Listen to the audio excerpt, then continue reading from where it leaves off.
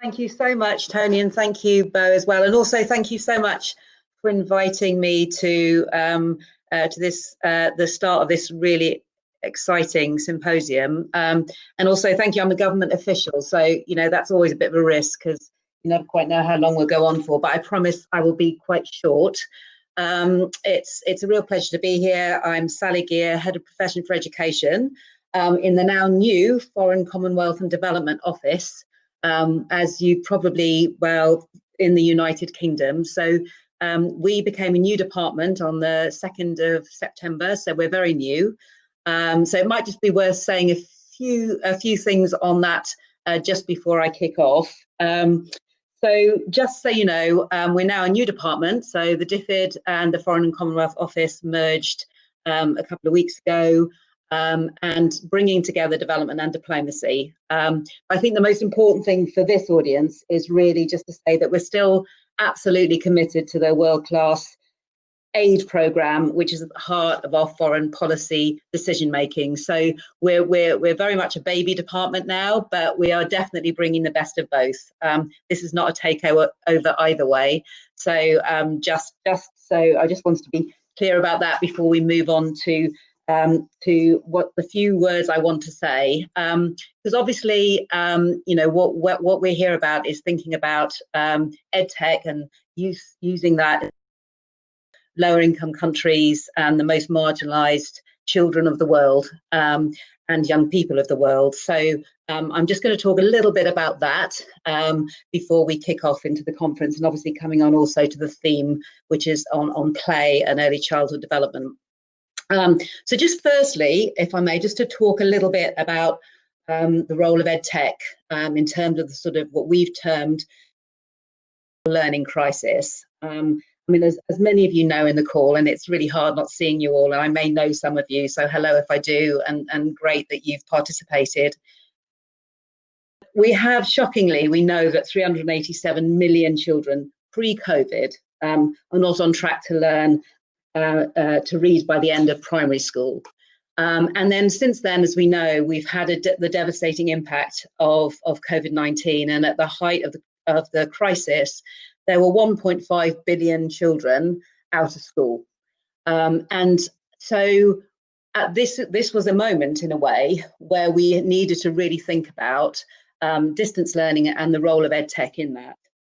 And as you know, in the past, some of the experiences we've had, and I think we need to be honest on this in terms of EdTech, there's been a lot of resource put in, and if we look through a theory of change into terms of improved learning outcomes, the evidence has been really mixed.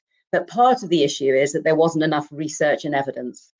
So last year, we launched the new EdTech Hub, which I'm sure many of you on this call are familiar with.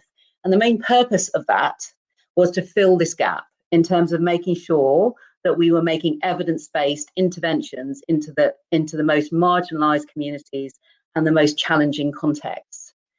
And the way that we've done this is to ensure that the approach that the EdTech Hub has taken is to look at where different, so EdTech may be in many people's minds who are not familiar, will think of very high developed digital, top of the range, and we know that's not possible in many of the contexts we work in. So the EdTech Hub uses an evidence-based approach to see what is appropriate in different contexts. And we know there is a future here for the role of EdTech in the most difficult contexts, but we need to learn about how appropriate it is, because there is a huge risk that if we don't do that, we will increase the inequality in terms of access to learning, and that's really, really key and a sort of theme of the points I wanted to make. So actually, sadly, in a way, it was very timely, the launch of the EdTech Hub, because all of a sudden we had many countries having to move to face-to-face teaching in a context already challenging, to trying to provide some ongoing learning and actually access to education for many children. And even that sort of very tenuous connection with education was really, really key.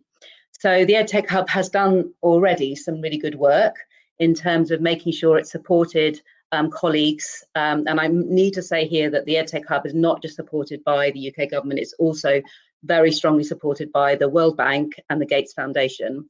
So together, we're ensuring that the interventions that we are the right ones and appropriate for the context. So over the last few months, the team have been working really, really closely to ensure that takes place. So where it's appropriate to have very low tech, I mean, even if that is just access to distance learning materials, for example, that's what is needed. But in some contexts, we've seen some real innovation about mobile technology in Uganda, for example, texting parents and teachers, just to ensure that they are aware and continually have that relationship with education. So when the schools do reopen, which they are beginning to reopen, that children can come back to school, and that's really, really key. So it's a nuanced approach that's really, really important.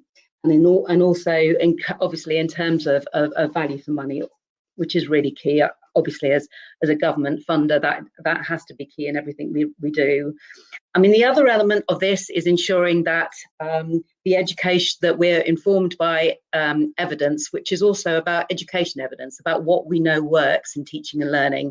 So we can't just throw that out the window. So issues such as teaching at the right level, for example, ensuring that we're using formative assessment for children. And the most successful EdTech interventions, as we know in more developed contexts, are those that are used as instrumental to that knowledge that we have about what works in terms of improving learning outcomes.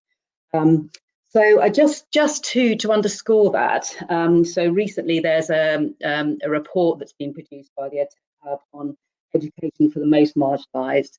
And this is all about a recommendation that technology programs are only piloted in the most marginalised communities. If they work for the most marginalised, they're likely to work for everybody. And I think that's such a key principle. So making a few simple changes can make a big difference. Specifically, we're looking at, we have a priority, as you're probably aware, of a really strong commitment to the education for girls. But I haven't got long enough to I'm sure many of you on this call know how important that is. Marginalised, that obviously in marginalised communities, there's marginalised girls and boys, but many girls who also have the double whammy of gender inequality in their communities are going to be even more likely to be affected by the impact of being out of school. And the evidence shows, with similar responses with when in Ebola and other places where schools have had to shut, often we lose many adolescent girls in that process for a number of different reasons. So we're committed that girls, the education for girls will be a key part of the building back better, building back differently, whatever phrase you want to use, in terms of what's happening when schools reopen. And we really believe that there is an opportunity there, that we can use EdTech appropriately to make sure that that can help that huge challenge that we all have going forward. And we have some really good beginnings of good evidence. There's a pilot in rural Malawi, RCT, that has shown that a very simple app can be used to bring about much higher attainment for maths and higher attainment for reading, and that actually girls and boys can learn at a similar rate once they have that access and it's done appropriately. So there is real opportunity, but we do need to make sure that it works for marginalised communities.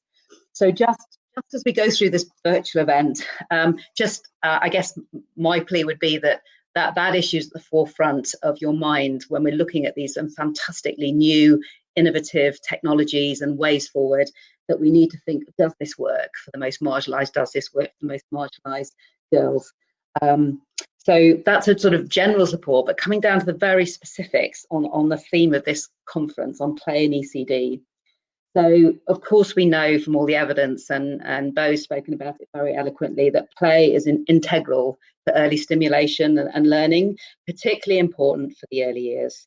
And we know that 90% of brain formation occurs in these early years, which is very frightening for those of us who are parents. But we do need to know that can be part of a parent-child relationship, but also can be part of a sort of informal play setting.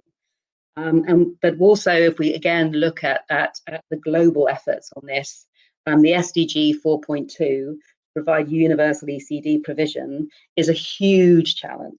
I mean, globally, 250 million children younger than 5, and it's probably much higher than that, given as well the impact of the recent crisis, are at risk of not reaching their development potential. So again, we need to resource this area, and And similarly to the growth of the EdTech Hub, what we found was the key issue here was the lack of evidence, particularly the lack of evidence of going to scale. So the FCDO has recently launched a new program called Thrive. Thrive, the formal title is Thrive ECD Research at Scale. And if any of you are interested in that, please go to the FCD procurement portal, and that will provide more information if you feel you have things to offer on that. And just finally, just to say that the FC, that we acknowledge the support that we've given to the ME Education Alliance. We think it, obviously we have great belief in what you're doing, part of the steering committee, and we're really pleased that the EdTech Hub, as I said, which is also co-funded by the World Bank and Gates, has partnered and is directly funding the ME Education Alliance, because coordination is key. It's really key, because we don't need duplication in this area. We need to be the sum of, a bit, greater than the sum of our parts. So it's delightful that you've gone ahead with this symposium, and I am absolutely thankful to the the coordinators who do all this. It's hard, when you can't bring everybody together, and I really think it's going to be a great event. So I really hope it's really useful for everybody. And thank you again for inviting me. I hope I haven't overrun, but as I said, always a risk when you ask a government official. And I just want to say thank you again, and I'll hand back to Tony.